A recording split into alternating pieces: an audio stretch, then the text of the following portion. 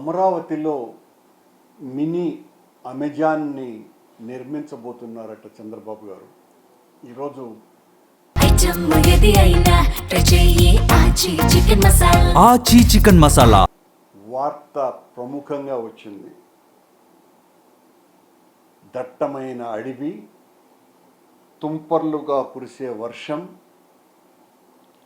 జలపాతపు సవ్వళ్ళు, పక్షుల కిలకిల రావాలు, ఇలాంటి ఒక అద్భుతమైన మినీ అమెజాన్ని, అది కూడా 20,000కు పైగా చెట్లు, దట్టమైనటువంటి గుబుర్లతో అడవిని సృష్టిస్తారట.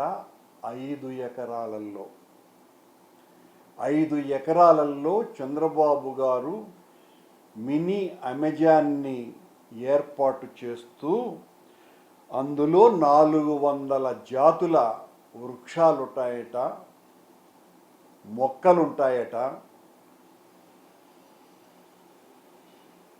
బాగా పొడవైన ఎత్తైనటువంటి చెట్లు ఉంటాయట.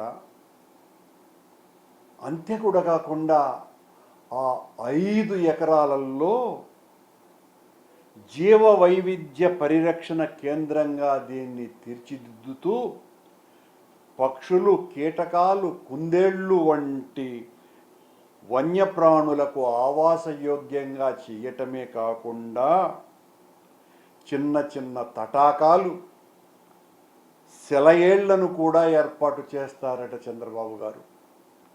కొండ, దానిపైనుంచి జాలువారే కృత్రిమ జలపాతాలు కూడా 5 ఎకరాలలోనే ఉంటాయట.